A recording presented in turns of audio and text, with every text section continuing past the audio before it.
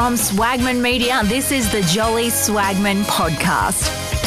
Here are your hosts, Angus and Joe. Welcome back to another episode of the Jolly Swagman podcast. I'm Angus Isles, and this week I speak with serial entrepreneur and angel investor David S. Rose. I first met David in April while at a short course in New York City. He was giving a presentation on the art of presenting.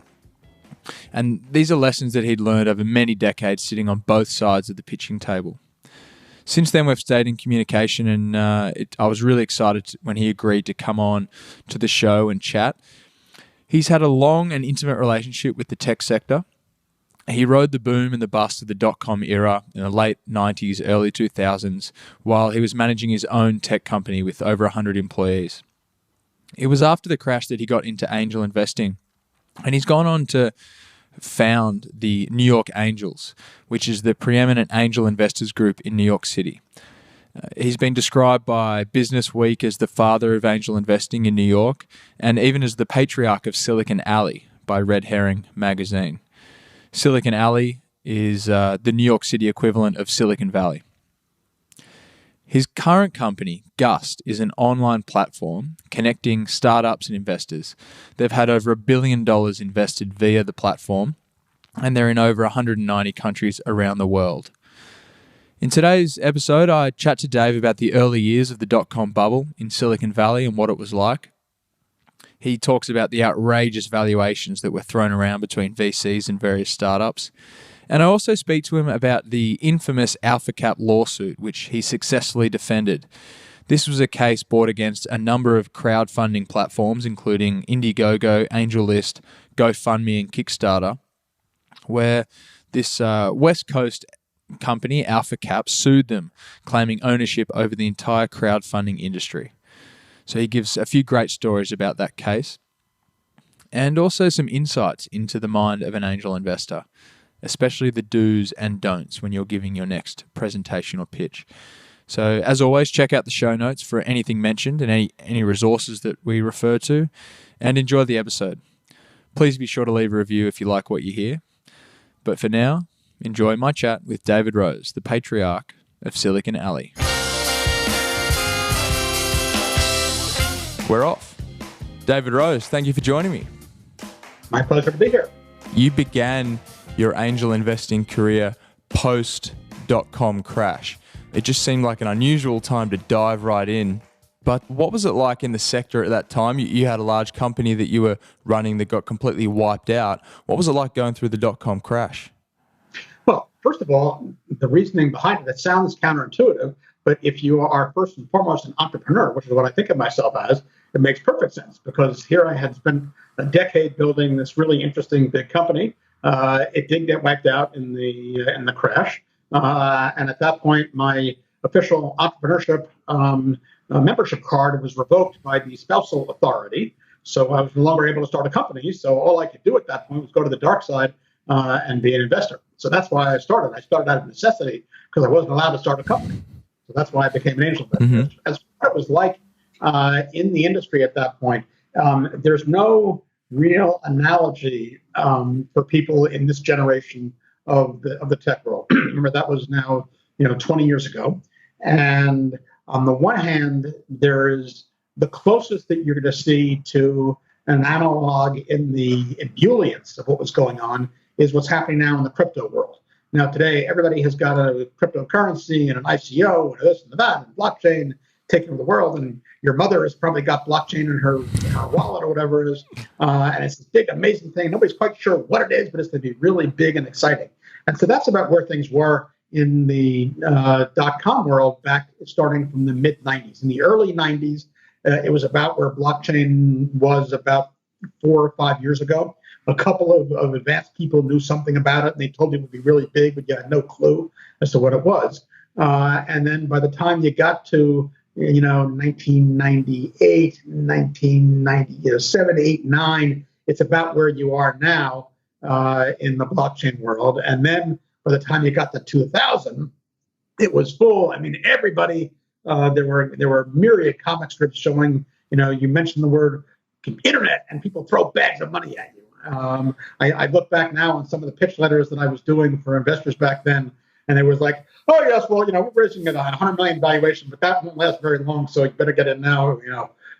Things that would just sound ludicrous today. But back then, when everybody was making money, falling out of bed and doing amazingly cool stuff and getting funded by everybody, but without the kind of structured world of finance that we have today. So now everybody knows the word entrepreneur, everybody knows the word accelerator, angel investor, VC.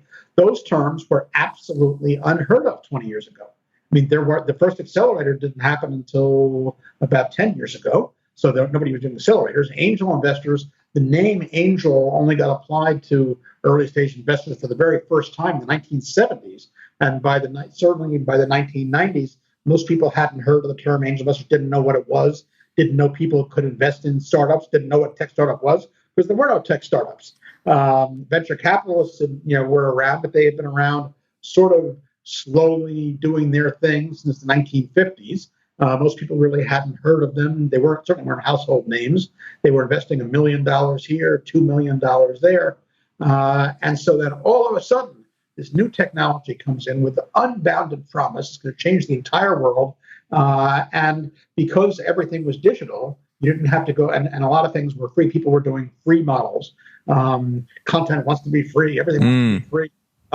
It got anybody who had a computer back at that point, and these were, again, even then, the early adopters. Today, everybody and your dog has his own computer, or at least your own smartphone or whatever. But again, back then, most grown-ups didn't have computers. Nobody had smartphones because smartphones weren't invented back then. There was no portable computing. And so, what you had was this world where in the early days of the web, you could go and visit, or at least have heard of all the sites on the web. My friend Nicholas Negroponte, who founded the MIT Media Lab, once joked that in the early days of the internet, he knew every single person on the internet. Back then, it connected, MIT, Stanford, and whatever, and he knew all the various players. So it's no longer possible, obviously, to know all the people, all the sites, or all of anything there. But back in the early days, the early adopters, people like you and me, would have gone on and know. And just like you get a new app today, you visit a new website, but there weren't that many of them. You couldn't, keep track of them. So what you ended up with was all these early adopters getting on all these sites, not paying any money. And so these sites, which were now just looking at user accounts, were growing really rapidly, much more so than anybody doing a real thing like buying a boat or a house. All you had to do was just sign up online, and there were all these early adopters doing it. So you had this explosion and this viral increase in people doing things. Now, they weren't paying anything for it, but the idea was, well, if you could get, if I could get 1 million people buying my boats, I'd be very rich, right? So if I could get 1 million people to my website, I'd be really rich. So I didn't charge them now because somehow I'll make money out of it later. So what you saw was this extraordinary rush to get anybody eyeballs onto your website, figuring you'd monetize it later. Nobody knew where the money was going to come from, but you just knew it was going to be really big. And so because of that, all these investors started throwing money at these startups. And you only needed to have a couple of them early on to be really successful and grow very fast. And the next thing you know, you had this mad bubble, everybody rushing in. And then finally, in 2001, the whole world came crashing to a stop. Somebody basically said, hey, the emperor has no clothes. And it's great that you have, 100 million people on your website, but they're not paying you anything. And now there are so many websites that can get those same eyeballs for advertising that they're not really paying much for the advertising either. And because back then, having an ad on the internet, remember, there was not a lot of crossover between the young techie, male hacker types who were on the internet and people who actually buy things like, women 18 to 54 or whatever it is, for demographics. So that didn't work. So all of a sudden, people realized, wait a minute, maybe this isn't total money coming out of the sky. And once people started looking at it, they realized that these companies they were investing in weren't making any money, were using lots of money and not profitable. And all of a sudden, things feed on, just as fast as a boom starts, It begins to crash, and it began to crater. And to give you an idea of how bad that was at the time, and I know this is going to be crazy, Amazon lost 98% of its value. Wow. Think about that for a second. If Amazon, arguably the single most successful, one of the top 2 or 3 most successful internet companies in the world, lost 98% of its value, you can imagine what that did to every other company out there. Because just before, at the height of that, AOL, America Online, which you probably even haven't heard of anymore. I definitely heard of AOL, but America Online, that I think it had been shortened by the time I started to hear about it. So AOL acquired Time Warner, the most illustrious name in media and publications and magazines and so on and so forth. And so, all of a sudden, the music stopped when the crash came. Overnight, everything evaporated. The big companies that were public saw their market caps sliced and diced to tiny little fractions of it. The companies that had raised a lot of money. In our case, we had just signed a deal for a $60 million investment at a $100 million valuation. You're rich. We were rich, and the investor, was an international investment fund, had been bridging us to their own closing while they got the rest of the round cleared up, and so they put like $10 or $12 million in a bridge to their own closing, and then all of a sudden, one day I wake up, literally 2 weeks before the closing, I get a call saying, well, we're not going to be able to close. And so here I was with a company at that point that had 120 people, all being funded from investments and stuff, from these bridges that these guys were funding us, and with no closing and no nothing and de minimis revenues. It was a very scary time. You would have been a young guy around at that time. What was it like going out to the 120 odd people and telling them, like the party's over, folks. You gotta pack your bags. I mean, until that point, we could do my history, but that would take another 3 hours long on the podcast. Yeah. But I basically, had and have led a very charmed life. I'm an entrepreneur. I started my first company when I was 10 years old. I went to the best schools in America, had an amazing career, started off in government working for a major political figure named U.S. Senator Daniel Patrick Moynihan, yep, which was great. And then I went into... author of the Moynihan Report, I think, wasn't it? Yep. He was formerly the U.S. ambassador to the United Nations, ambassador to India. He served in the cabinet or sub-cabinets for 4 different presidents. He was the smartest guy in the U.S. Senate. I mean, a major statesman, one of my few mentors in life. And so I was running his regional office in New York City, which is the center point of the whole world, of course. And so I was, as a 21-year-old, I was sitting on boards with the mayor of the city of New York. I was writing op-ed pieces for the New York Times. I was conducting congressional investigations. It was an enormous... You're important. I was important. At 21, I had a secretary. Oh. This is a 21-year-old. Back to the 120 staff. How has that experience and having to tell them sort of shaped the rest of your ventures and what you've done? It was really challenging. It was really scary. It made me a lot more aware of people, who rely on you, rely on the company, of how you have to spend time doing career development and mentoring for all of your staff. On the other hand, at that point, people in the industry knew that it was, the writing was on the wall. It began to be shaky, about 6 months before, and so nobody was under any apprehension that this was at that point working for IBM or something, But and so of the 120, we let we had to let everybody go. It was we actually had a sort of near-death experience before that. We went from 120 down to 17.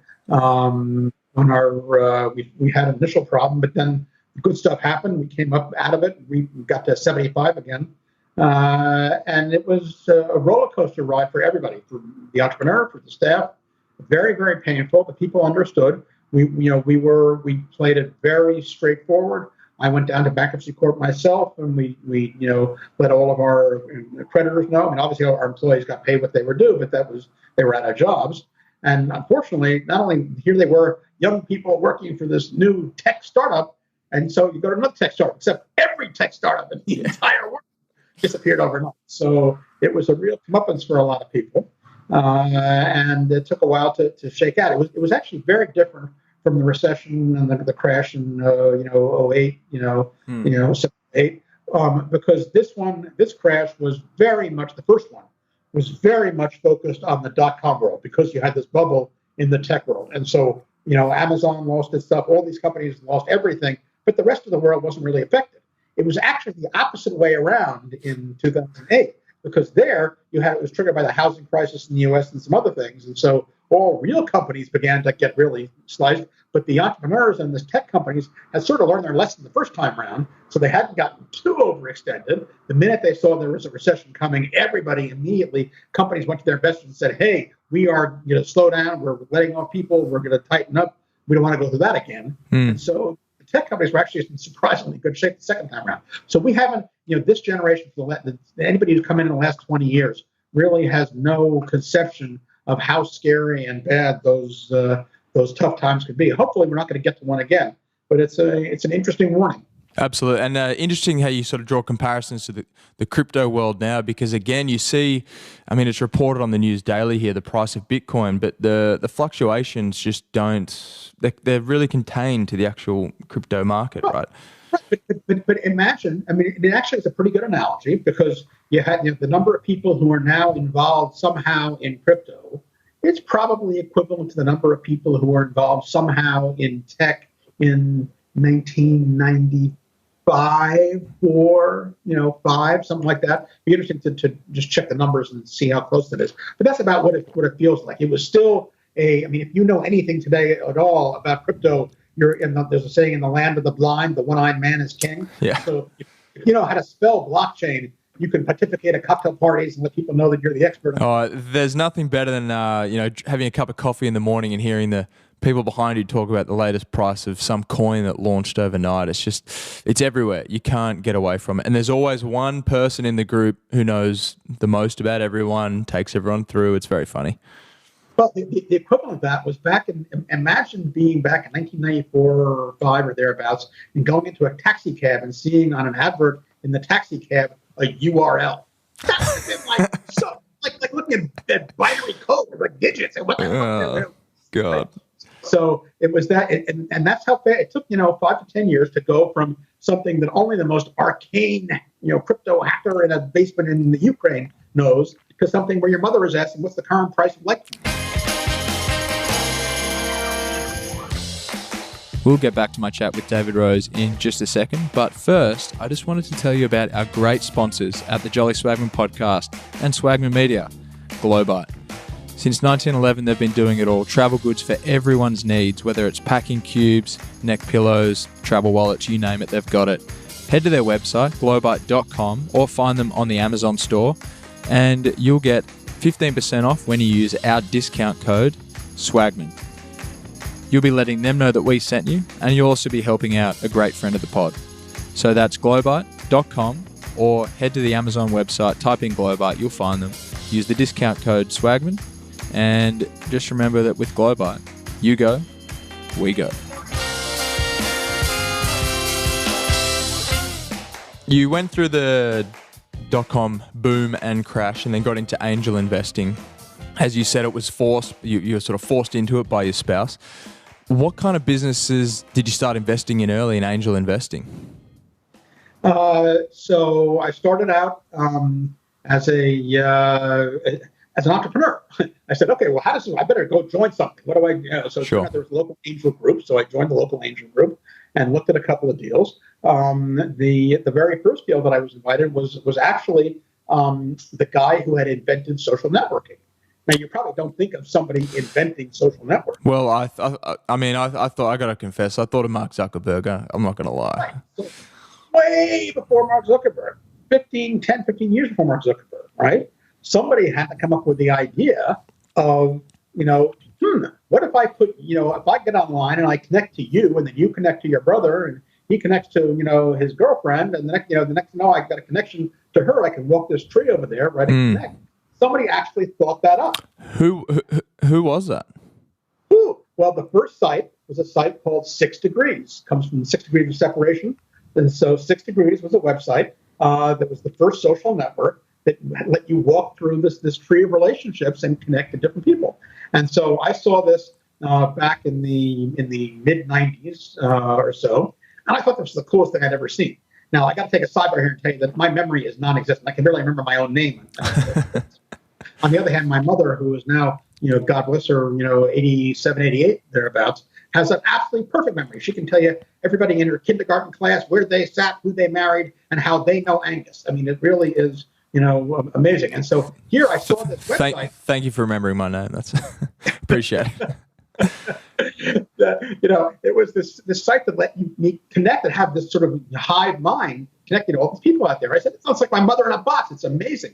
And it turned out they were located in New York. So one day I went down to their office and said, I got to meet the guy who thought this up. Who's the CEO? And I got introduced to this 3-year-old behind the big desk. It wasn't 3. He had just actually recently gotten out of Harvard or something or other. But his name was Andrew Weinrich.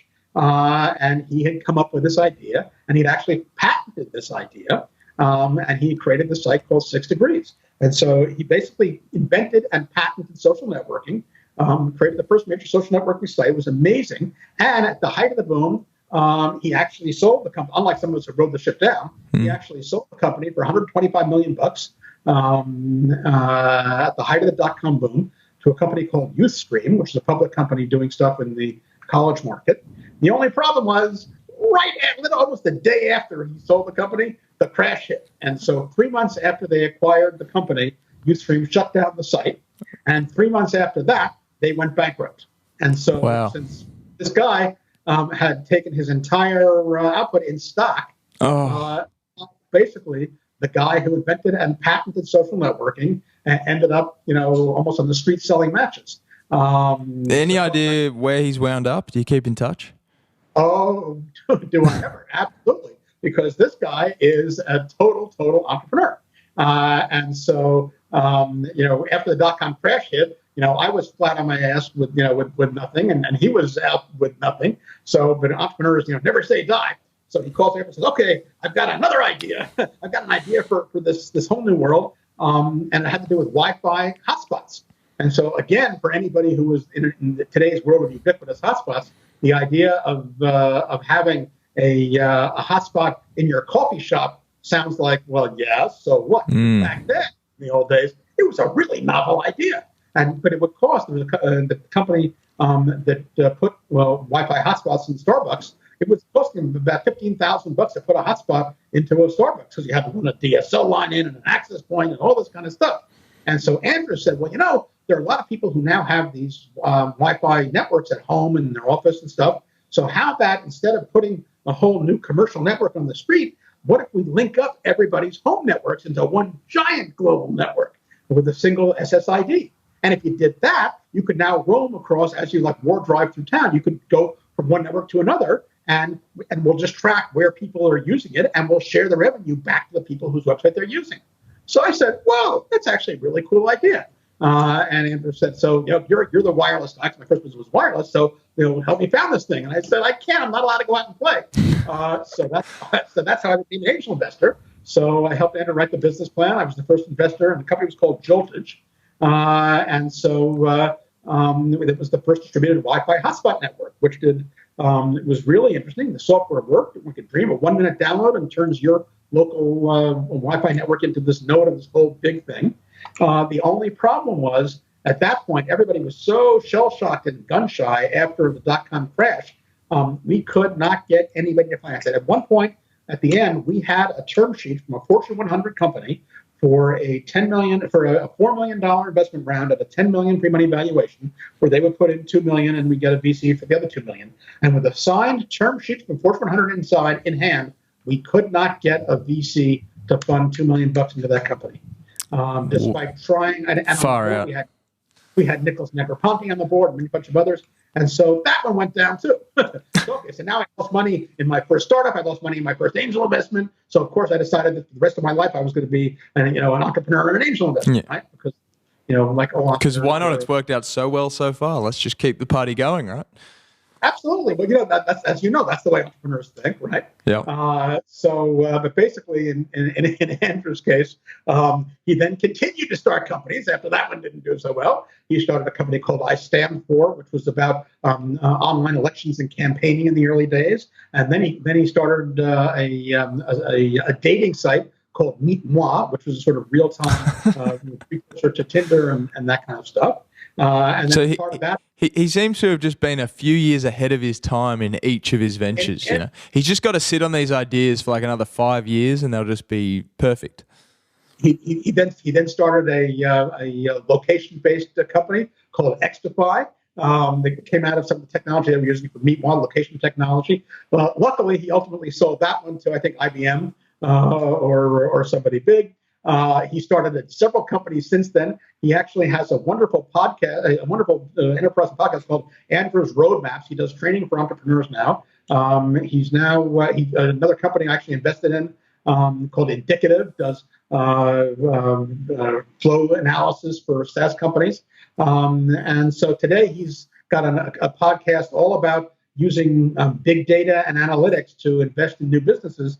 And he's looking at some very, very cool stuff that I've seen some recent plans on, and he may yet change the world again. So, but ultimately, whether you make 100 million, lose 100 million, make a billion, lose a billion, if you're an entrepreneur, you do it for the love of doing it and for the love of creating something new, which is what people like Andrew and I do.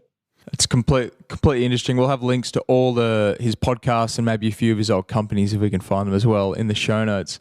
So moving on now, after your first couple of failed angel investments, you're now very well established in the angel investing market. I think you were called the father of angel investing in New York.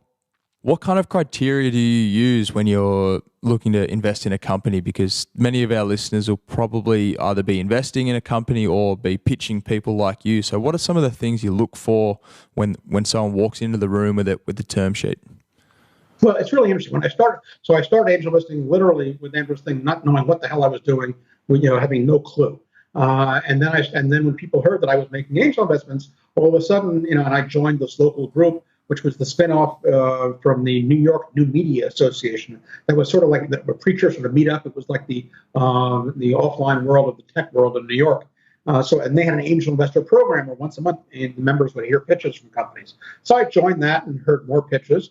One of the companies that we were pitched was an interesting online platform for helping designers and packaging experts create packaging and graphics for packaging.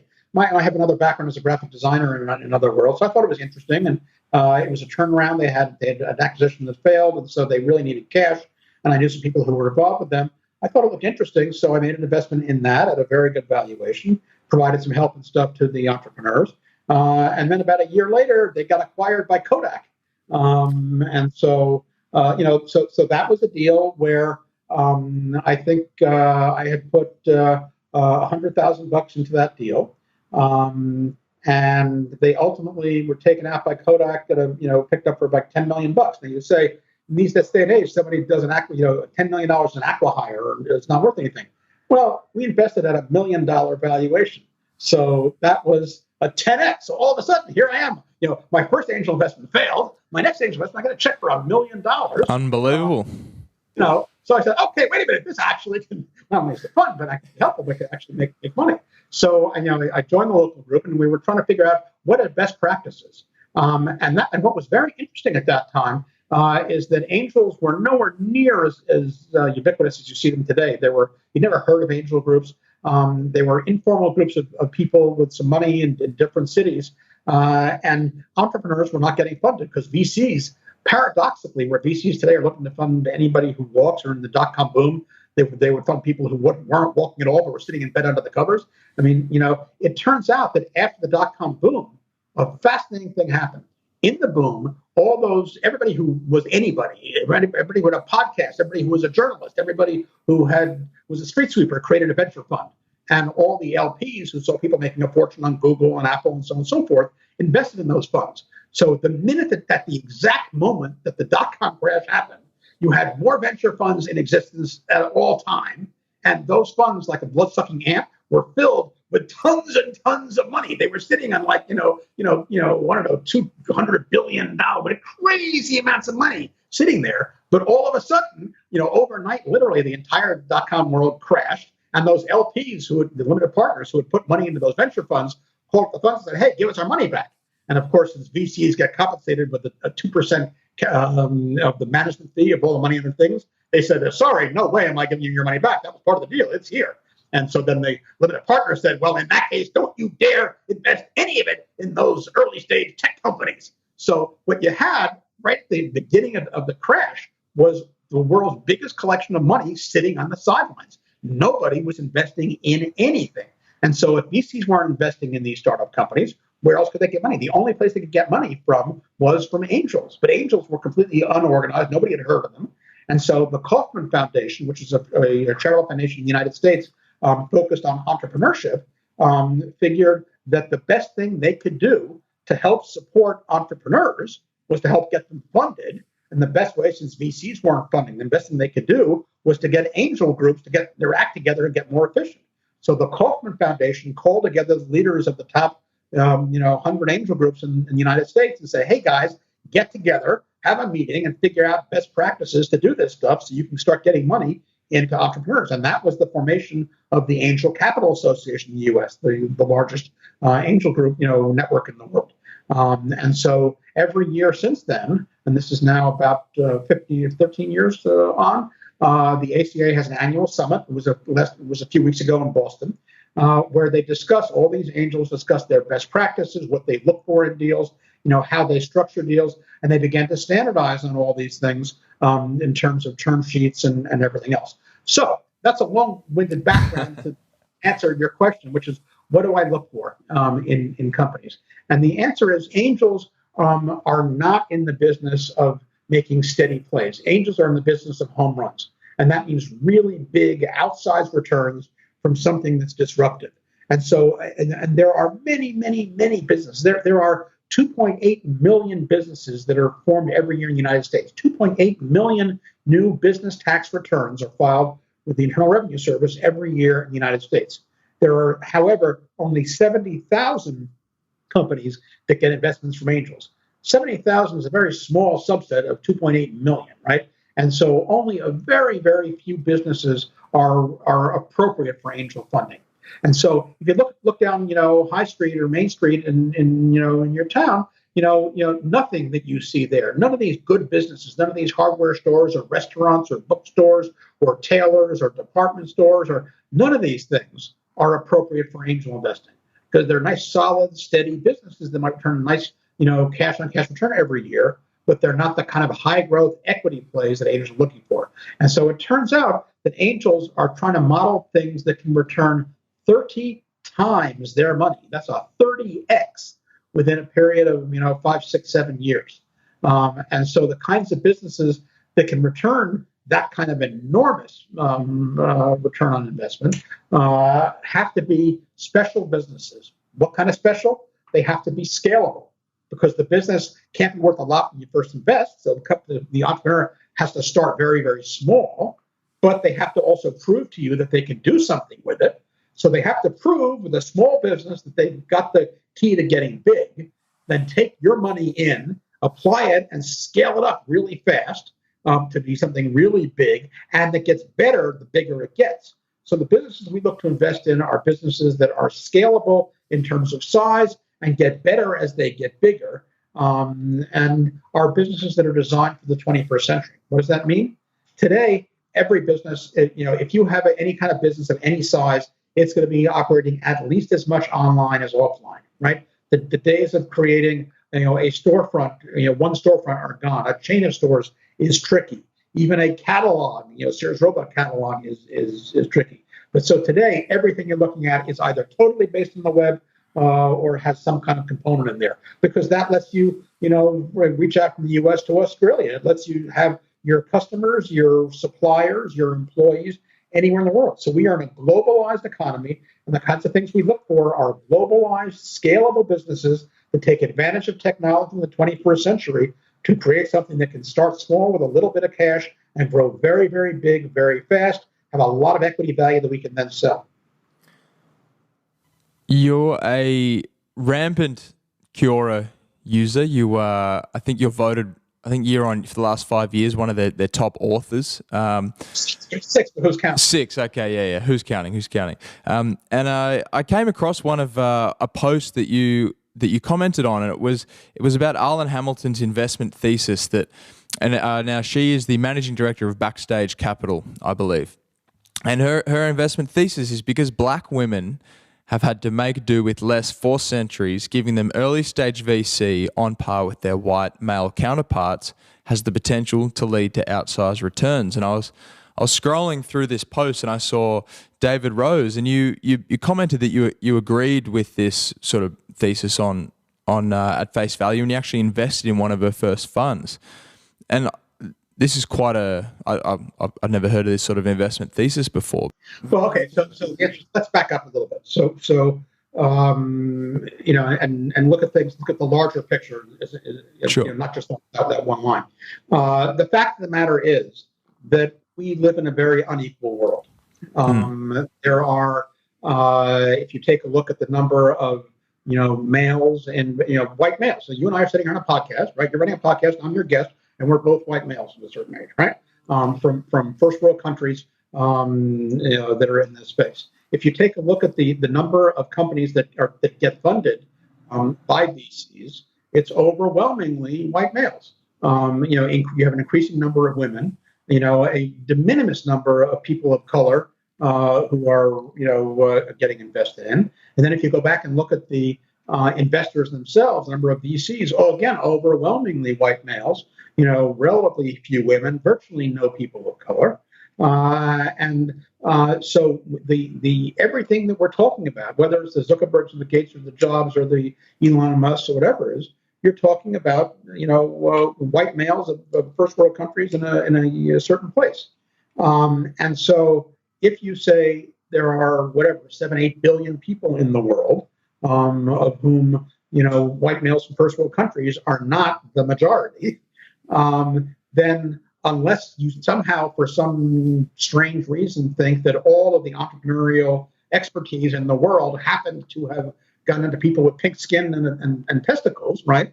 Then you say, okay, regardless of how we got there, regardless of whether it's cultural, whether it's biased, or whatever else it is, right? Regardless of the causes for it, the fact of the matter is right now that if capital is seeking to grow and seeking real entrepreneurship, the way it is currently getting into startup companies, if everybody looks like Mark Zuckerberg, you're missing out on equally good or potentially even better companies by other people in other countries of other genders and other colors and other backgrounds.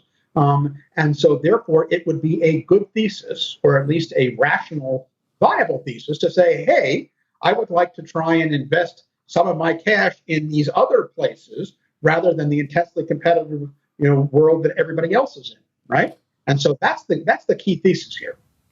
I saw it put another way in that sort of forum, which is sort of making the same point but in a different way. But it's that if, as you say, the whole industry is sort of white males, someone, if we take the example of a black woman, is inherently an outsider in that industry, and if you want to invest in someone who's going to give you that sort of 30x return, they need to be an outsider just by the very nature of the business, right?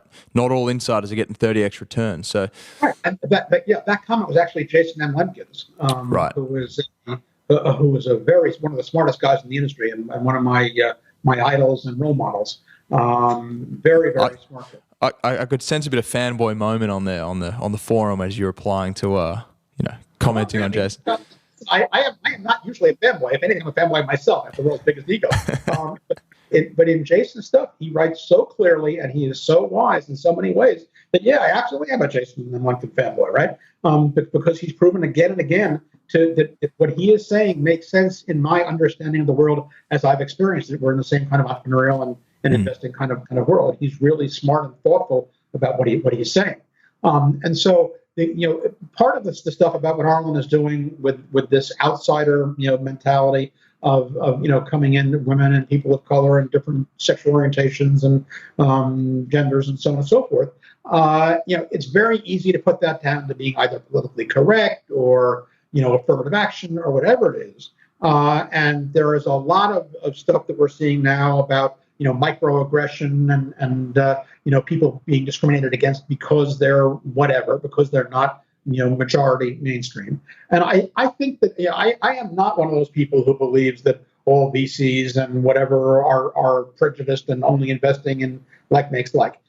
Because I am much more likely to invest in somebody of color or a female. And if you look at my portfolio, based on you say on my total portfolio, I have a small minority of investments in people of color and people who are not, white males, straight white males. That being said, if you compare it to the number who pitch me, it's exorbitantly high. It probably is almost a 10x. I am probably 10x more likely to invest in somebody who's pitching me who is not a heterosexual white male than I am otherwise. And so, therefore, to a large extent, the fact of the matter is it's what's called a pipeline problem. Now, that's a loaded term. So every time you say that, I'm lucky we're not doing it on a public forum because I get flogged from people who said, "Oh, you're blaming the victim," and blah blah blah. Blah of course, I was about to say, I could just see the thousands of trolls, coming out right now talking about how you're victim blaming and need more affirmative action and sort of. But listen, on the one hand, my track record, both in investing and in entrepreneurs and companies and funds like Arlan's, is clean enough. So take me on. I dare you, right? Compare me to anybody else out there. That being said, I just know what I see. I am out here, open, high profile on forum, podcasts, everywhere else, right? And the number of people of color, the number of women, the number of non-typical cis males who pitch me is de minimis. 1 out of 100. I mean, a tiny, tiny, tiny fraction, right? And it's certainly not because I am off-putting or indicating, sending out vibes that I won't invest in them, right? So there really is a pipeline problem. But that being said, where the real challenge comes from is to say, why is there that problem? And it's very easy for people who are glib or looking at it on the surface to say, oh, well, that's just because they're not as entrepreneurial as men are, or they don't have what it takes to be an entrepreneur, or the aggression or the fire in the belly or the whatever, right? Or they're too cautious, or they don't think big or whatever. But that's bullshit. What is driving there is some component that is men and women are different, period, right? And there are differences, celebrate them, and some of those affect entrepreneurial stuff. But also there's a whole lot of socialization going around in terms of role models and seeing what you can do, and the way we raise our kids to do this. I actually did a poor answer on how do you raise a 12-year-old girl to be an entrepreneur kind of thing, which is probably worth looking at as well. You can link to that in the show notes. Absolutely. But we have challenges here. If you just look at the output results, regardless of whether you think the input is because of discrimination, culture, genetics, whatever, we have an issue. And so what Arlan is showing, and what frankly, First Round Capital, it's one of the world's leading VC funds. I'm actually an LP and have been from the beginning. They were the first VCs in Uber, among other things. They did a survey 4 or 5 years ago of their portfolio companies, and they actually proved and have proven several times since then that companies that have women in the founding executive team just do better statistically than ones that don't. And so therefore, you look at these things and you say, okay, it makes sense from a rational analytic perspective. It makes sense from an overall change the system perspective to do it. So you don't go give money to people who are incompetent and who you don't think can do it. But boy, if you have, if you've ever met Arlan, she is a piece of work. She is a force of nature out there. And she's making the fund succeed. I've met a bunch of her founders. I've mentored a number of them. And these are people who would not be traditional founders, who didn't necessarily go to the same kind of schools or have the same kind of role models or background that folks like us did, but they're doing really interesting companies. Are there any other heuristics or sort of rules of thumb that you use when you're confronted with a pitch, or do you try to keep it pretty stringent, unemotional, straightforward? The primary difference between angels and VCs is that angels are individual people who are investing out of their own pocket, whereas VCs are investment professionals who are investing other people's money in a fund into these companies. And as such, the VCs have a fiduciary interest. They have a thesis that they're subscribing to, that their LPs have bought into, whereas angels have nobody to report to but themselves. So I can afford. And their wife or husband, right? Well, don't knock it. It turns out that the spousal question is the single biggest reason why people stop being angel investors. But ultimately, the decision to invest is typically done on your own whim, and so there's no question that I have a predisposition to people like me. I have a predisposition to areas that I'm familiar with, that I know things about. That being said, if you're a good angel investor, or if you've done it for a while, you get to a point where you can say, okay, I understand my own biases. I know what I like. I'll keep looking for things that I like. And if I find somebody who's really great, that's cool. I want to invest in them. But then I got to take a real look. Is there a market here? It's an amazing, wonderful kind of thing. Very often I find businesses that strike me as being really rational, make a whole hell of a lot of sense. I would love to do that kind of thing. The business model makes sense, that it should happen. But then you just look at what's going on and you see there is no traction. Nobody in this industry has ever made money before. These guys are no exception. And you'd have to sort of pour a cold bucket of water on your head to not do it. But no, the inclination is always to do what, we say that it's your gut feel. I mean, your stomach doesn't tell you what to invest in, but the gut there is really the accumulated experience and intuition over, looking at hundreds and thousands of deals over dozens of years and seeing what has worked and what doesn't. We mentioned trolls earlier, and you've had a long-running battle with trolls in many forms, but particularly patent trolls, as I stumbled across on the research. I want to talk about Gust and the great things you're doing with Gust. In fact, my co-host Joe actually used Gust at his former job to upload some documents for Investable. But before we get there, I want to ask you about AlphaCap and the case they brought against you and the whole crowdfunding industry, really. Can you tell us a bit about what they were trying to do? Sure. So Gust has been around for now 13 years as an online platform where companies can post their information for investors, and investors can come on and use it to work with companies and make investments and work with things in a group, and sort of in broad categories, the sort of online funding world. And so about 3 years ago, we got a letter from these lawyers saying we represent this company, AlphaCap, and oh, by the way, we have an issued patent on online equity funding platforms. So please pay us reparations, whatever, hundreds of thousands of bucks, millions of bucks, whatever, because we own the right to do any kind of online funding. And so I said, well, that was ridiculous, first of all. And second, I'll look around.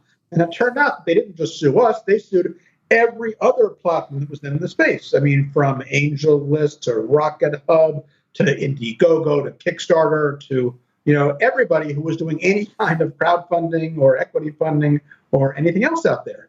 And first of all, on the surface, the patent was ridiculous. It didn't apply. I knew for a fact that there had actually been what's called prior art.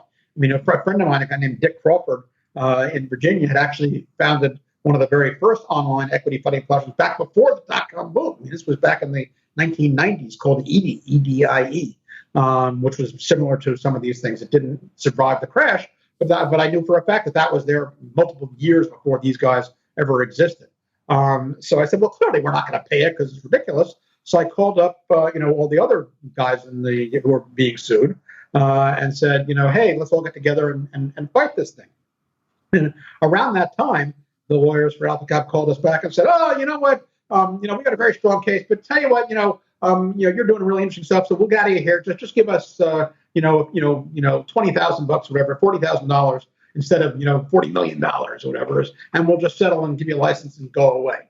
And so, they say, point that it'll cost you, many times more of that to if you want to try and fight this and take it to court. So let's just avoid the whole nuisance thing. Just pay us $40,000 and we'll go away. And I was outraged because that was absolute just skullduggery, trollishness, boorish behavior of the worst kind. And so I called all the other guys and I said, hey, this is ridiculous. Are they trying to extort you too? So let's get together and forget this. If you're willing to pay $40,000, we all put 10 people together, $400,000. We'll knock them out of court, overnight. Now I hear like crickets from the other ends of the phone. Like some of these guys don't call me back, and well, we're thinking about it, and then so I find out what happened. Well, it turns out that everybody else settled.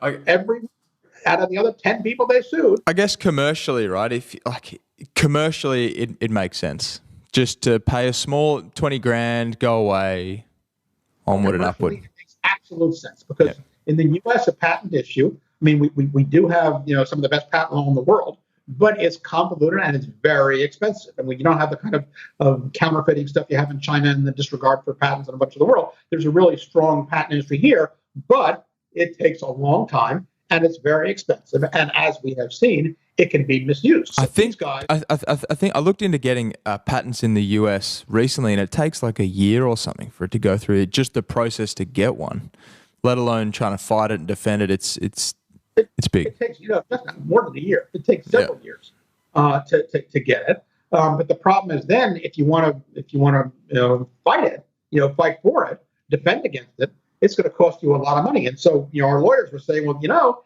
everybody else has settled for a reason because it's really cheap. And if you take this all the way to court, all the way to the process, it'll be $1 million.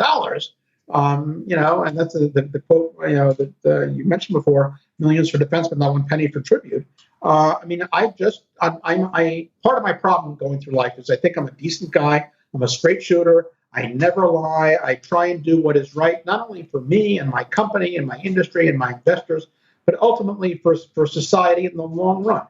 And this and just giving in to these guys and making it go away for the nuisance value, while it was a rational economic decision that everybody else made, it was just wrong. They would have then had, the 10 major players all paying them, all agreeing in writing that they had a lock there. So they would then be instituting a toll over anybody else. So if you decided to start an equity funding platform tomorrow morning, they would knock on your door and say, hey, pay us the toll because everybody else has done it already. You don't want to fight. They didn't want to fight us. Why should you fight us, right? You have nothing. And that was not right, and it was not fair. So I said, okay. So first I offered to indemnify all of the other companies being sued against big fines, and they said, not worth fighting about. We'll just pay everybody off. And so we were left to fight the fight by ourselves against everybody's advice because it made no economic sense. But I said it's not right, and somebody's got to stand up for the industry, and so we did. And it cost us, over $500,000 in legal fees. And so the minute so the first thing we did, they filed in a jurisdiction in a city in Texas. Yeah, which it's what Eastern District of Texas or something. It's just like patent troll like heaven down there, right? They just love it. Imagine going into the outback and sitting under a tree. Yeah, and that's some sort of kangaroo court, like Gunslinger at dawn, right? Like, come on, no way. Bring it to New York, where everyone's, we all play by the rules here. We're in New York. They're in California. There was zero reason for them to do this, except for the fact that for various historical reasons, that one district in the United States is very, very favorable towards plaintiffs, towards people who are suing other people. And so even though they have nothing to do with anything, so all the law firms in town, pay for the local stadium, pay for the hospital. It's ridiculous. It's a town whose economy is built on lawyers bringing cases there. And every Texan I speak to loves talking about patents as well. I mean, don't get me wrong; they just love it down there, right? It's like football, God, patents.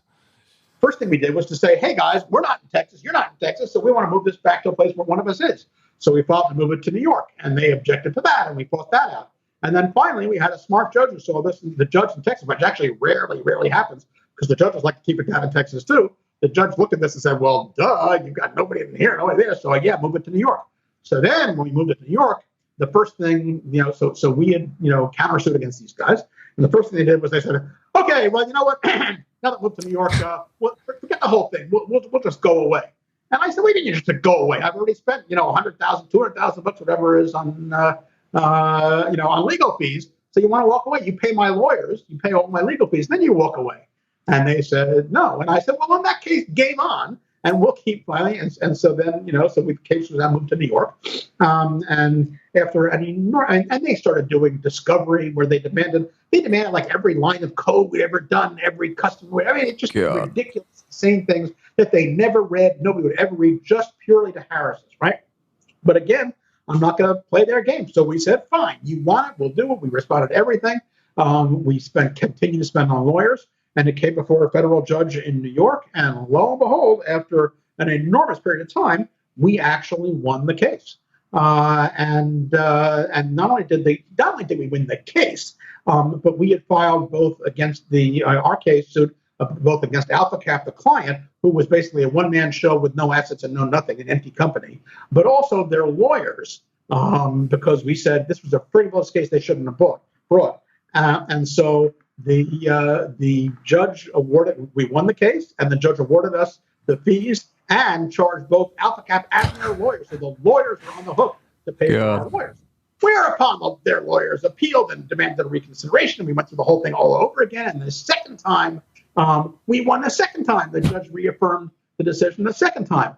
And then they appealed a third time. And we went to court and this one and said, this is ridiculous. At this point, they've lost now twice in a row. So, we want them to bond it because otherwise they're going to, play loosely with their assets. So this time they had to post a bond, the full amount that they owed us is now sitting in the court. And we're now in the process now going through a third set of appeals on this thing, which I believe we will win, and then we'll finally get our legal back out of this. But somebody had to do it, and we take on that for the industry, and I'm proud we did. So for any of our listeners ever thinking about raising money, going on Kickstarter, you can write to David Rose and just say thank you. More recently, you've launched Gust Launch, which you pretty much put your details in, you click a button, and all of a sudden you're incorporated in Delaware, I think it is, and you guys take care of sort of the term sheets, the accounting, the bookkeeping, the taxes. You've pretty much just taken away all the barriers for someone like me just starting a company and then raising money, and off we go. We're off to the races.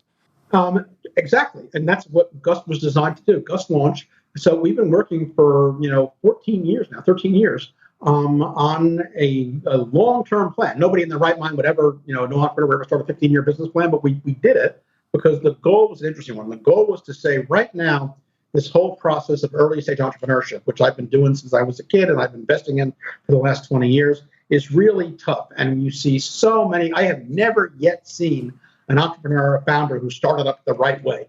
And so I said, first I wrote a book. I've actually written 2 books, which you can link in the show notes. Absolutely. One of which, my first one was called Angel Investing, the Gust Guide to Making Money and Having Fun Investing in Startups. So that's the standard textbook now for how to be an angel investor. New York Times bestseller, has been adopted by virtually every angel group in the world. It's been translated into Chinese and Turkish and God knows what as the standard textbook on how to be an investor and answer these questions that your listeners have been asking about what we look for and so on and so forth. But then the second book, which came out a couple of years ago, was called The Startup Checklist, 25 Steps to a Scalable High-Growth Business. And that was written because we found all these companies didn't know how to start. And every time you got involved in looking at a company, you look at their, you do due diligence, you look at their information, you say, we got to redo this, we got to redo that, and why do you do something else? And it just makes you pain. So I wrote this book, which is designed not for the local coffee shop or whatever. It's designed for the high growth entrepreneur, and so ultimately that means somebody who is going to hire employees, compensate employees with equity, get investors, grow the company really, really big, ultimately have an exit. So it's that narrow subset of founders that we're aiming at. And so the book goes through the entire process from having the idea, doing the business plan, modeling, putting your team together, how do you hire lawyers, what tools you use, and so on and so forth. That too became a New York Times bestseller, and that's now been adopted by over 500 universities in the United States as their standard textbook for how to start a company. So I've now got the 2 standard textbooks that I've written, one on how to invest and the other on how to start a company. And so having done that, Gust's most recent step along the path to cleaning up the entire world has been this program called Gust Launch, which, as you mentioned, is a company as a service. It's unique. Nobody's tried this before. Nobody's ever conceived of this before. There are a lot of tools. When I started my first company, there were no tools, no nothing. You had to do it. You did it with a lawyer and by sort of trial and error. Over the years, you've had various platforms that have come into play. Clerky came out of Y Combinator and helped you do the paperwork for a round. And then Stripe Atlas let you do some incorporation stuff, things like My Corporation. Other ones did online incorporation of companies. But these were all one-time transactional activities. You would do that and you get something done. You'd raise money on a funding platform. You'd incorporate a company. You'd have somebody else administer your option plan. And so they were the idea was that these were tools that a company could use. My vision early on was very, very different. It was, how do you empower a founder who doesn't know what this is all about to do everything right, to do it in a way that's insanely cost effective, and at the end of the day will help bring that company into the digital domain? And that's really important for the far off future. And so what we did was to create Gust Launch, which is a company as a service. And as you point out, when you come on to Gust Launch, if you're a high growth entrepreneur, you come on, you answer a few questions, because we're not looking for the hot dog stand or whatever. But if you are what we determine as a high growth entrepreneur, we say, great, press this button. And when you press that button, we incorporate the company as a Delaware C corporation, which is the only kind of company that investors will invest in the U.S. and many international investors as well. We file you with the Internal Revenue Service for your employer identification number, your EIN, which you require to open a bank account. We serve as your registered agent in the state of Delaware. We are a Delaware registered agent ourselves as a company. We provide all of your post-incorporation legal setup and structuring, your bylaws, your incorporation, your board structure. We then set up your board for you. You then issue stock on our platform. We issue stock to your founders. We handle vesting schedules and tax elections and so on and so forth. We then provide you with a copy of the startup checklist and introduce you to a Slack channel of other founders. So this entire getting you started in exactly the right way costs $300. Now, typically, in certainly here in New York, that package of stuff, if you could get it, would be at least $5,000. I was about to say it's $300 just to write an email to a lawyer somewhere, right? Like it's. Right. I mean, the typical lawyer in New York charges close to $1,000 an hour. Exactly. $750 an hour, and so and the interesting secret is that they don't like doing this stuff. Why? Because even though they're charging $1,000 an hour and they're charging their paralegals time and so on and so forth, it's a pain in the they end up losing money or deferring money on that $5,000, but they do it in the hope of getting the company, which will become the next Uber or whatever, right? And so we, having established this and spent years building this really powerful platform to do this, we went to these lawyers and we said, hey, guess what? We know your dark secret. We know you hate doing the startup work, but you want the clients. So tell you what, we've got this amazing tech platform that does the whole thing, does it coordinated, does it right, does exactly what you would do. Here are docs, take a look, see what we're doing. So tell you what, how would you like us to give you the legal work for these companies, but do all the work behind the scenes? They said, what? I said, yeah, we'll get the companies all incorporated and I'll turn around and then give them to you as a client. And they said, well, that sounds great. That's the best of possible work. What's it going to cost us? I said, I'm not going to charge you anything for it. They said, so what's the catch? I said, the catch is you have to give that company an hour a month of free legal service and not charge a retainer. And they said, that's no problem. We're doing that anyway for these guys. So I said, great, sign here. So we have now signed over 24 of the country's leading law firms, law firms like Mintz Levin, White Williams and Goodman Proctor and Perkins Coie and so on. These are major law firm names who all are part of our program. And so we now have something called Gust Launch Premium, which is an additional $300. So instead of $300, it's for $1,000 a year, right? So and let's say like $800 a month or whatever it is. And what that gives you is all the stuff in incorporation stuff, plus it gives you an hour a month of a real lawyer in perpetuity with no retainer to do all the consulting and stuff. It gives you $15,000 worth of Amazon Web Services credits to build your platform. It gives you 300,000 emails a month from SendGrid and 90% discount on HubSpot and all kinds of amazing things. And literally the whole package is, 20, 30, 40,000 bucks worth of stuff that you get now for $1,000 a year. And then as you begin to get your house in order, you begin to actually sell things and pay for things. You need to track your money in your accounting.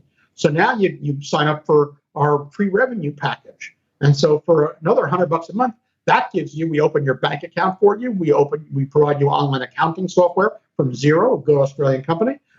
We then provide you with a bookkeeper who will track your books and records for you, an accountant who will do all this stuff. And so essentially what we've created is a company as a service platform that does everything you need to do, does it right, connects it all behind the scenes, integrates all your information, does it at 1/10 the cost of doing it yourself. And so therefore, it's now almost a kind of IQ test, right? If you're a high growth founder, you can do it the old fashioned way, or you can do it this way. And interestingly, when first time entrepreneurs look at this, they say, wow, that seems like a really good deal. Second time entrepreneurs, serial entrepreneurs, all say exactly the same thing. And I actually have it on my desk, a little sheet. They say it, and I said, oh, you just said this, like Karnak the Mini Emerson. And what every single one of them said was, quote unquote, holy shit, where were you when I started my last company? I would have saved $1,000. Right? And so that's what Gust Launch is all about. So you've removed all the barriers to entry, really, to starting a high growth, high return company. You've literally taken all the annoying stuff out of the process.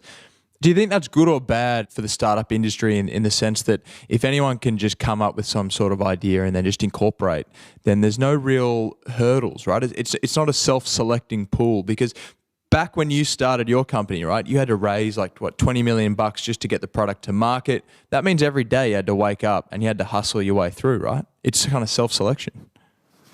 Yes, but now you got to look at where we're going, right? So Gust Launch is today. Gust Launch is here now. It's live. You can start a company today on Gust Launch. The question is why and where does that take you?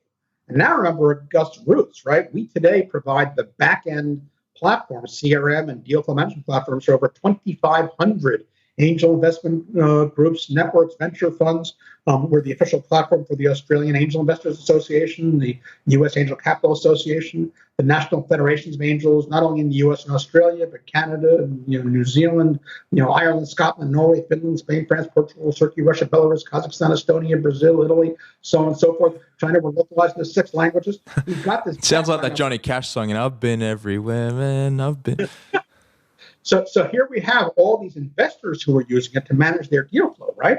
So now imagine what happens if you put together a platform that has all of these companies done perfectly right, with having eliminated the barriers to entry if you're poor or marginalized or whatever it is. You don't have to go raise $20 million. You hit this button, and now you have a company that, if the company is worth investing, is investable. And so you've removed the barriers from the company on the one hand.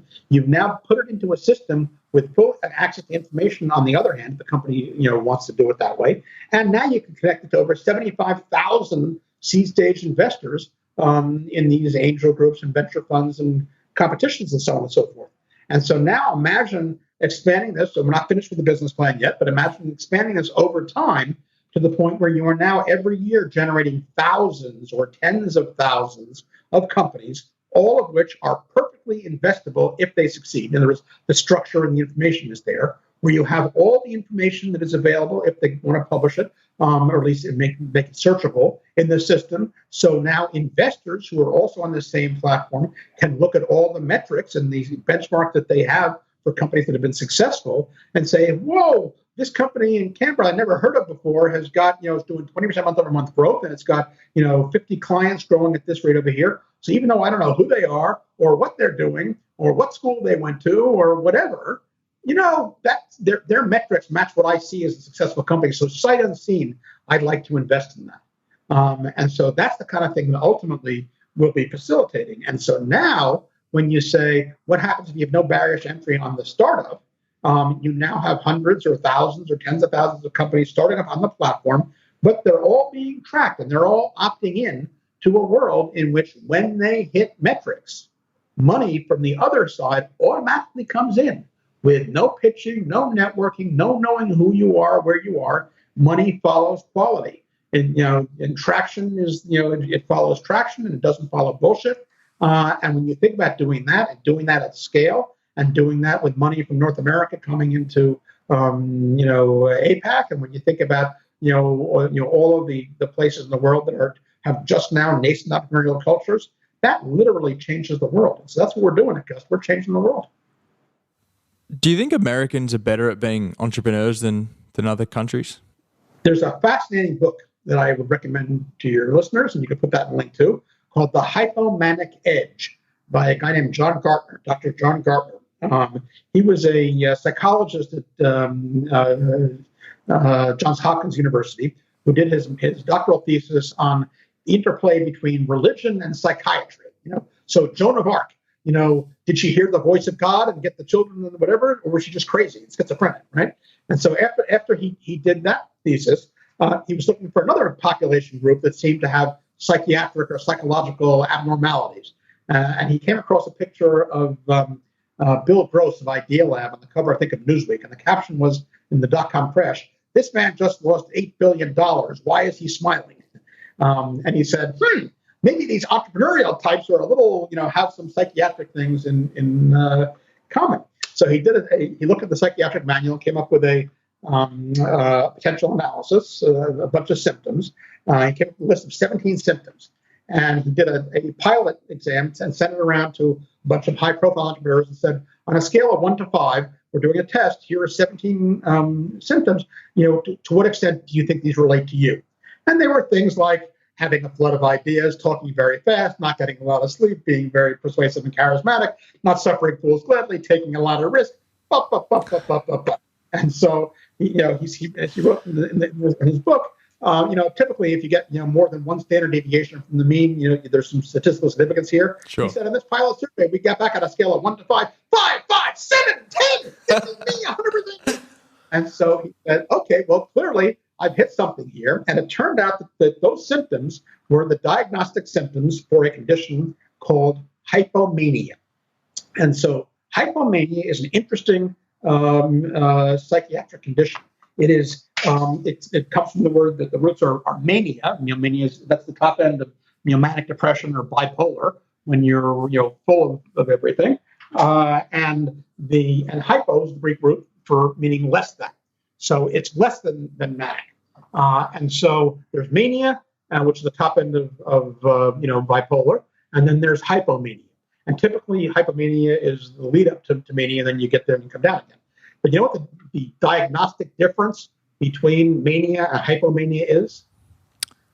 Tell me. There are 17 identical symptoms between the two, and the one difference is that hypomanics are functional. Excellent. So basically, if you have all these criteria and you're not functional, you're manic and you need help and medication and so on and so forth.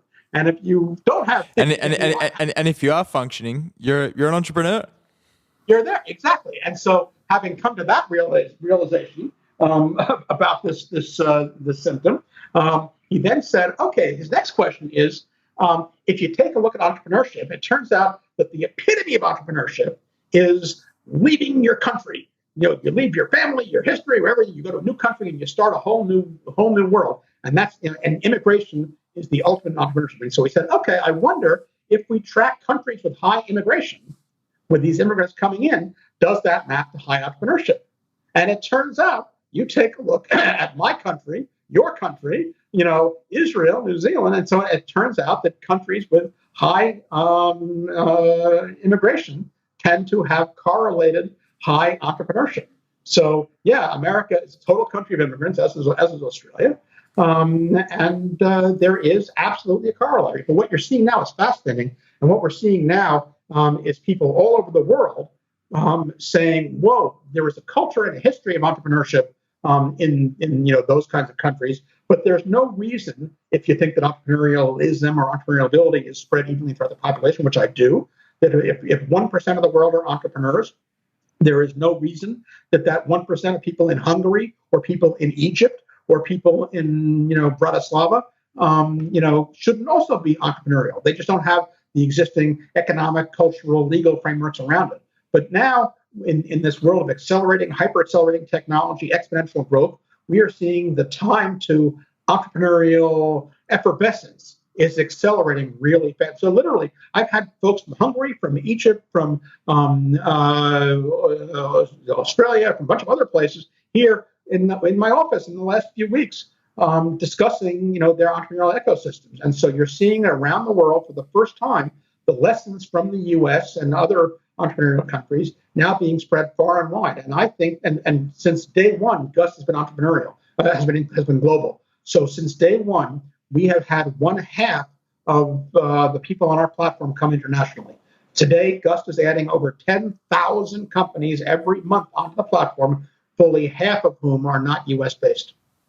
So you don't think that the sort of frontier mentality helps in America with the entrepreneurial spirit and the risk taking and the sort of culture that you guys have? Oh, sure. Of course it does. But it's actually not so much the risk-taking culture as the fact that the U.S. is not a conservative kind of country. If you think about conservatism in the way it is in much of, for example, Europe, where they have millennia of castles and monarchies and history, and you conserve what's there. America and Australia, we're the new kids on the block, right? I mean, we've been around for a couple hundred years, and so everything is fresh. And so if things fail, they fail. They succeed, they succeed. So in the UK historically, if you start a business and the business failed, not only are you not allowed to start with a company for 10 years or some such thing, but people spit on your children in school. I mean, that's actually. So I was going to say that's actually how it works in Australia. Our bankruptcy laws, I mean, we can't just go down to bankruptcy court and sort of file Chapter 11. It's a whole it's a whole process that is really quite prohibitive in the future, which is, I mean, Australia, new kid on the block, but we still don't have the sort of regulatory framework like the Chapter 11s that you guys have in the States. Right, and that's one of the major things. That's one of the major things here. That in the U.S., this is a country, despite all the crap on both sides of the political aisle and everything else, this is a country of virtually no corruption, of laws that are clear and are enforced, that are rational. I mean, the expectation in the U.S. is never that you pay somebody off or do something or it happens outside. The patent system is expensive, sure, and it takes a long time. But it works. It's there. It's there. You have, it goes to court, right? Bankruptcy. If a company goes under, you file bankruptcy. And the money's done. You can't do another one within several years or something. But it gives people the ability to take risks, and what happens, and there's certainty. And because it is a frontier entrepreneurial culture, in that sense, if you fail, you get another chance to do it again. I actually hosted a reality series called Second Chance, which was a web series for entrepreneurs who had failed the first time. And we're now starting another business. There are actually episodes of that on YouTube if anybody wants to. I'll see if I can give you the links for those. Yeah, absolutely. Love to see that. It's just fun. I think that what you're seeing now, it's taking a while, but it's taking a while in our time when we are so used to everything changing in a half a millisecond that if something takes years, it sounds like forever. Opposed to, millennia used to be forever, and then a century used to be forever, then a decade used to be forever. Now it takes 10 minutes is forever, right? But much faster than I think anybody reasonably would have expected 20 or 30 years ago. The world is moving to a globalized society, to standardized information. You see what's happening with entrepreneurship in the U.S. You see how people can make a lot of money, and then you see Angry Birds come out of here and Skype come out of there, and you see things coming out of China and you see Zero coming out of Australia, and so there are now enough role models and enough paths to follow that I think we are at just the beginning dawn of an era of real global entrepreneurship and entrepreneurial investment. Can you train to be an entrepreneur? Is it something you're born with, do you think? Oh, that, of course, is the $10,000 question, right? I actually have a video at one of my Singularity University. We didn't talk about Singularity University. Yeah. I'm the founder of Singularity University, and I founded their finance, entrepreneurship, economics track. And I'll give you a link to post there with the whole hour class from me on entrepreneurship. And here's where I come out. That entrepreneurship, on some level, the core of entrepreneurship is, whether it's genetic or psychiatric or chemical or biological, it is innate. It is not it is something that is there. And I would put the incidence of that in the population at about 1%. And so if you put, any people in a room, if there's more than one entrepreneur there, bingo, they will find each other, within 10 minutes, because it's like gaydar, it's like entrepreneur-dar, right? You know them when you see it. It's probably because it's the guy in the corner. He's looking a bit tired. He's a bit doesn't look very well. He's on his iPhone, kind of emailing people, working. But if you buy that as 1% of the population, I mean, we're heading to a 10 billion population. That'd be 100 million entrepreneurs out there, right? There are not 100 million high growth entrepreneurs, out there. So that's not all it takes. To be a really great entrepreneur, I believe it does take that whatever it is. It then takes a society, as you pointed out, where you have the legal and commercial structures around it, like you have in the U.S. and to a degree in Australia. The bankruptcy thing doesn't help. It's got to be changed eventually. The societal opprobrium, if you fail, has to go eventually. You then need to have role models, so you can see whether it's a Richard Branson or an Elon Musk or a Jeff Bezos or somebody who people want to be like when they grow up. Part of the challenge with women is we have very, very few women entrepreneurial role models that girls can follow today. There are few, but they're getting to be more. You have to have culture, you have to have legal, you have to have the entrepreneurial core, you have to have role models, you have to have celebration and know that you can do it. You need a personal role model, somebody who can support you. If your whole family, if you come from a very staid culture that says, oh, you got to go get a job for the telephone company or whatever it is, and don't take this entrepreneurial stuff, it's very hard to break through that, right? So you want to have people who support you around doing that. And then even with all of that, it's no guarantee of success. That just says you're going to get started somewhere. Yeah, that just sort of gives you the right to try something and fail, right? We haven't got into success. Right. And so the purpose of entrepreneurship programs, and remember, I founded the one at Singularity. I'm on the entrepreneurship advisory boards at Yale and NYU and Columbia and so on and so forth. And I've lectured on this around the world. What entrepreneurship programs can do is to move people along the spectrum, because I think that entrepreneurial ability and talent and interest and that indefinable something I was talking about it's a scale, it's a spectrum, it's a vector. It goes from 0 to 100, right? And so some people are completely non-entrepreneurial, and some people are Richard Branson at the other end, right? Or Elon Musk. And so I would posit that from 0 to 99, it's a relatively smooth spectrum, right? Probably centered on a bell curve kind of thing. And then from 99 to 100, I think there's an air gap. So I think that last 1% are just psychiatrically different from the rest of the world. And I am one, so I can say that, right? We're just weird. You just don't think normally. But that being said, for everybody else, where you have this 99% and this bell curve in the middle, most people are somewhere in the middle, right? And so the goal of these entrepreneurship programs is to move people along the spectrum. So if you're somebody at the far end, at the 0 end, who would never think about it, maybe if you go through an entrepreneurship program, you understand the economics and how it works and the typical life cycle and structure, maybe, just maybe, you might be willing for your next job to work in a startup, right? And if you're the kind of person who is not uncomfortable with startups, but you're not going to be an entrepreneur, maybe if you take this one of these programs, you can learn the how-tos and the specifics of how do you start a company and how do you hire people and what metrics are you trying to get and so on and so forth. And so maybe that gets you to be part of a founding team for the next startup, right? And then if you happen to be one of these natural 1% entrepreneurs who could do it anyway, whether you know what you're doing or not, which is typically the case, you have one of these programs, it teaches you how to be a really effective entrepreneur and can make you 10x as efficient on top of what you'd be doing. So the answer is, I think that entrepreneurship programs can move people along the spectrum, help you become more entrepreneurial and more able to be effective and entrepreneurial than you are now. But ultimately, for the people at the very, very, that 1%, I think there is a genetic component there. Whether you're on the 1 or the 100 sort of range, regardless of where you sit, presenting is something that everyone needs to do. And I first met you through a talk you did on how to present. There are you've done many TED Talks on the topic and I think written a book on the topic. But just give us the crib notes for our listeners who maybe, that they might be talking at a Toastmasters on a Tuesday, or they might be in front of, Andreessen Horowitz. What's the worst thing you can do when you're presenting, and what's just your absolute golden rule must be done? Well, there are sort of two different categories here, right? There are, tips and tricks for presentation, easy ones I can tell you and that'll be helpful to do. But there's the underlying thing of what you're trying to do. And the essence is that a presentation is performance art. There's a reason that you give a presentation in person. You're presenting to people, as opposed to just sending them your deck or sending them a business plan. And that's because for angels and VCs, we've been talking about, we invest in people. And it's called bet the jockey, not the horse. I'm investing in this person. And so when you pitch me in person, I'm trying to look through the presentation, through the business to you, and saying, am I willing to bet on you? And that's why you're presenting. And so and that's the fundamental thing to get into your mind and understand. When you do a pitch, you are not narrating a slideshow.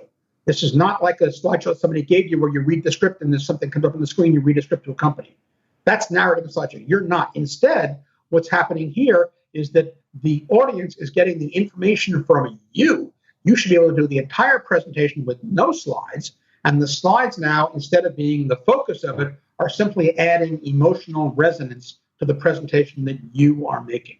And so when you understand that, and you understand that they're to see you, and you have to be totally in control of what you're doing, and the slides become totally secondary, it opens up a whole lot of interesting things. For example, you don't want to take the focus off of you, so you don't want text-heavy slides.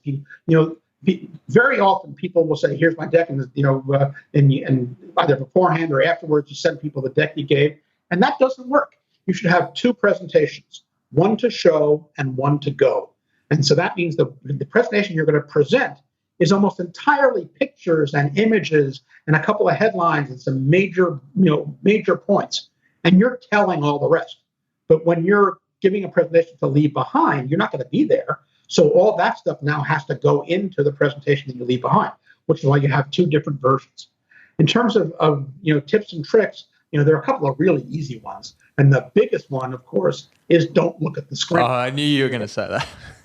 All too often, people who are presenting, professors and entrepreneurs, put up a slide, turn around, look at the slide, remember what they're talking about, and then read the slide to the audience, right? That's about as bad as you can possibly get. I think that was my Statistics 101 class at uni. It was just horrible. Just droning on, reading the thing. I can just go home and read it and save myself a trip. Absolutely. So therefore, on these slides, you don't want any long text or even bullet points. You want to tell all this stuff, and so that the slide adds emotional resonance. So therefore, you're looking at your audience, you're telling the story, a story that logically progresses from beginning to end, where everything builds on the thing before it. In my presentation seminars, the ones that you saw, I go through the story arc of a presentation. And so when you're getting up there to give a pitch, you got to start off really strong, woof, out of the box. You have 30 seconds or 60 seconds to make that first impression. So you don't put up an agenda slide. You don't say, oh, thanks a lot, it's nice to be here. Thank you so-and-so for inviting me, blah, blah, blah, blah, blah. You come out, wham, out of the box, really strong, 30 seconds. And then everything you do after that is reinforcing. It's logically progression. It's basically start here. Here's the problem. Here's the market. Here's what the solution. Here's who the customers are. Here's how we're getting to them. Here's who the competition is. Here's why they'll choose us instead. So you're very, very logical across the whole thing.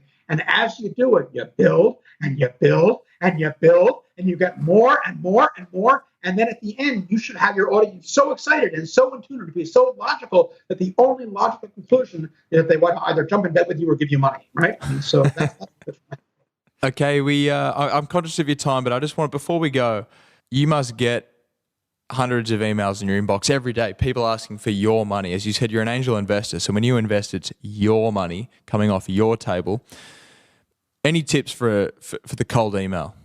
So if you act for those companies who have a profile on Gust, not Gust Launch, which is the company as a service, but the typical traditional Gust platform, where anybody can create a profile for free and share it with investors.